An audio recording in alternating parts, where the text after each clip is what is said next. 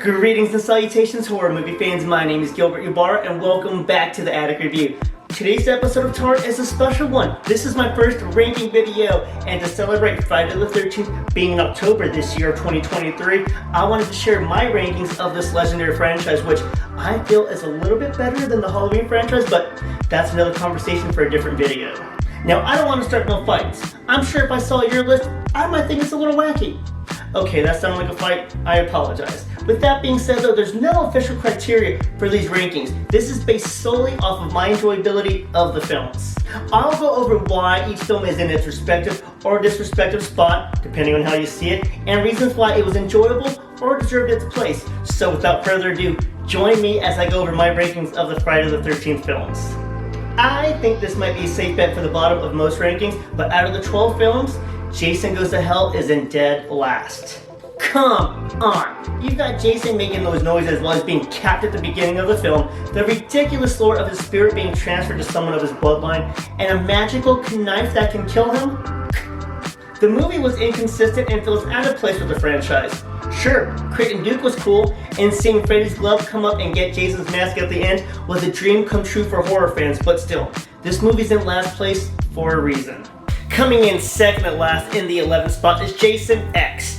Jason Goes to Space is out of this world and out of its mind for doing this. Many try to defend this movie by saying it's so absurd, it's cool, and I can admit, the kills are a lot of fun and creative, especially the frozen head smash, that spiral down thing that dude gets stuck on, and Jason returning to form by going crazy in that simulation. That was a nice blast from the past.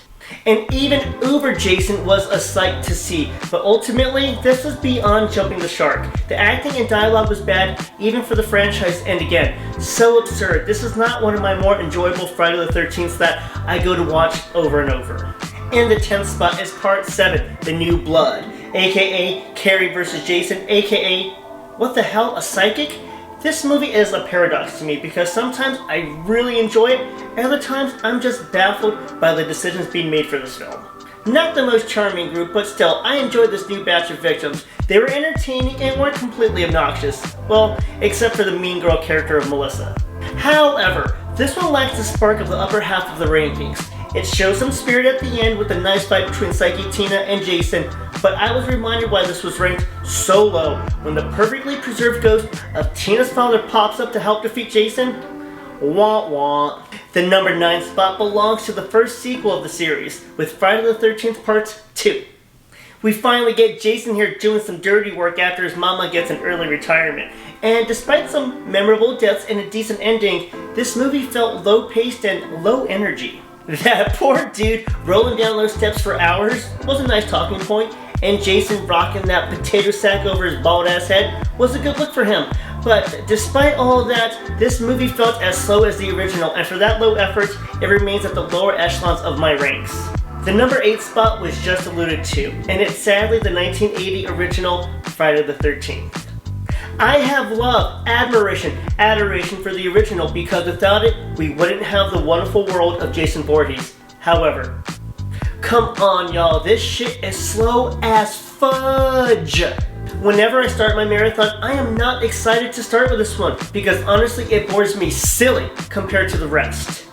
Yes, Kevin Bacon's scene was iconic. A woman serial killer? Yeah, that's pretty gnarly as well. And that ending was as confusing as it was scary, but it worked. It has my respect. But this is not one I jump to when I talk about my favorites of the franchise, especially when it comes to enjoyability and excitement. Sorry it's so low, everyone. This surprised me while making this list, but coming in at the number 7 spot is Part 8, Jason Takes Manhattan. With people defending 10 with saying it's comical, well that's how I feel about Part 8. It's brainless and comical because if you stop to think about it, none of it makes sense, like, at all.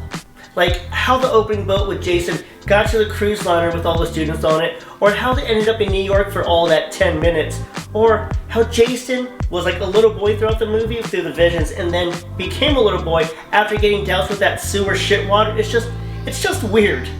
But the rocker chick getting destroyed on the boat, the other boxer getting that stone shoved in him in the steam room, Jason teleporting in the disco dance room and throughout the boat, Jason walking in New York, especially through the subway, and then of course, Julius as he's floating like a butterfly and stinging like when Jason pees, well, they're throwing hands and we know what happens to Julius next. Very memorable. Fun is a good word to describe this movie despite its many, many flaws. But remember, enjoyability, and Jason at Sea is very enjoyable. Moving out of the bottom rankings at number 6 is Freddy vs. Jason. Expectations were way too high for this movie. Rightfully so though, because this was a fan dream that came to life. It had its wonky moments and baby Bambi legs for a little bit, but this was wildly entertaining and had a solid story as to why these two powerhouses had to cross paths. Again, it had its questionable parts, like Jason suddenly having a phobia of water. Some of the editing techniques threw me off a little bit, and Kelly Rowland was pretty annoying. Yet, the film is highly energetic with great scenes like the rave in the cornfield, the sleepy pill factory, and the last 20 minutes of Mortal Kombat between these two legends. Also, I can't compliment the movie enough for that gorgeous blue tint that they stole from the original Nightmare on Elm Street. This movie's a blast and I'm very comfortable with its placement. Coming in at number 5 with the introduction of Tommy Jarvis is Part 4, The Final Friday. What a silly ass title. There was a lot to enjoy here, like my man Crispin Glover's meeting ritual dance that you have to see to believe, then that dude in the basement screaming, "He's killing me!" is certainly memorable.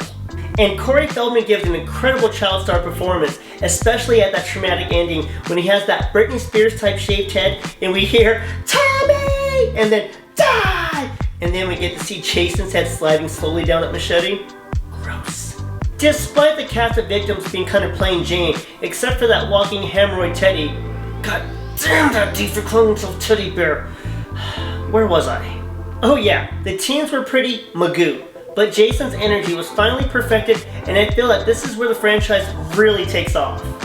At the number 4 spot is round 3 of Jason vs. Tommy Jarvis with Part 6, Jason Lives. In a good way, this was the proper jumping of the shark, with the increased meta and truly embracing the supernatural aspect of Jason.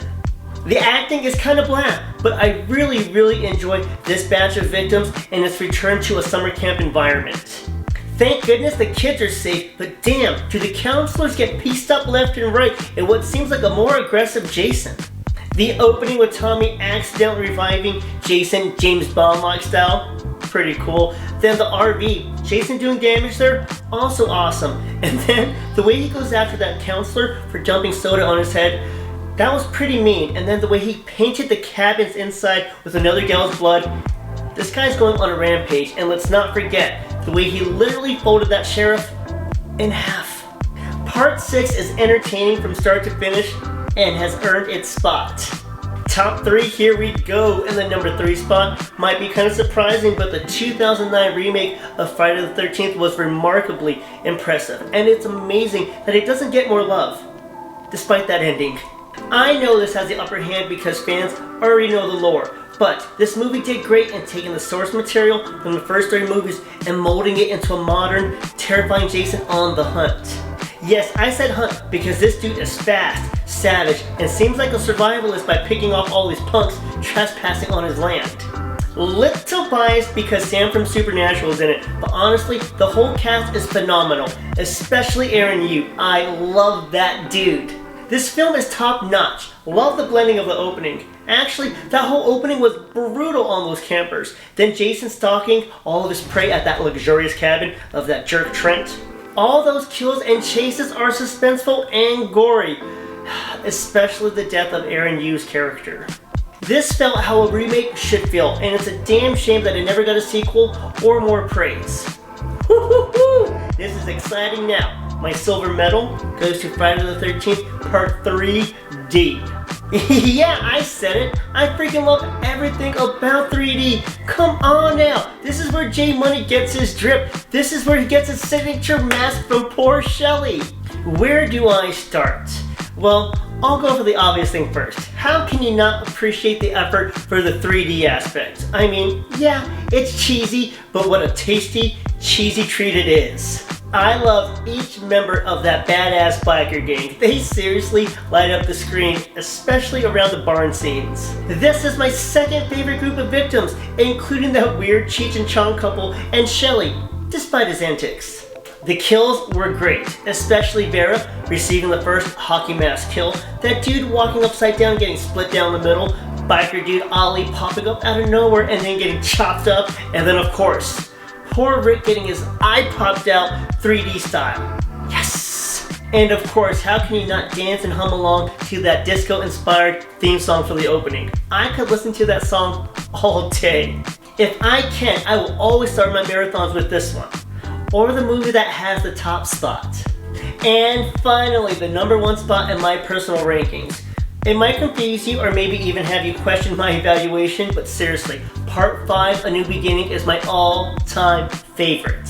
Jason's not the killer, oh no! But he also wasn't the killer in the original, and call it lazy writing or maybe too ambitious to have a copycat named Roy doing all the slashing, but I'm willing to overlook all of that because this is the funnest movie in the franchise. The energy is unmatched, probably because the director was on some good drugs and let these ruffians do whatever they wanted. But it worked. I love the setting. A halfway house for the mentally unstable out in the middle of the woods is the perfect hunting ground for this wannabe Jason. This is by far my favorite cast of characters. All of them, the teens living at the house, the adults working there, the random side characters to beef up the kill counts. Each of them brought something special with their screen time. Far too many moments to list in this video, but Damon singing to his girlfriend while he's in the outhouse will never leave my mind. That or Violet randomly popping and locking it in her room, I love the randomness of this. And then there's Tommy Jarvis' fine ass kicking the shit out of everyone but Jason, and the barnyard finale is one of my favorite finishes in a Friday film. The all-time scares are all-time best? Debatable, but in my eyes, this is the most fun and enjoyable movie of the franchise. And that's it for today's episode of Tar and my first ranking video. Hopefully my views weren't too controversial or far-fetched, but truly, it's just how I see them and how I would grab which movies based off of enjoyability. But I am never mad to watch any of these classics. It has been an absolute pleasure. Please like, comment, subscribe, share, tell some friends about the channel. My name is Gilbert Ybarra and thank you so much for watching the Attic Review. Smile, Tiger.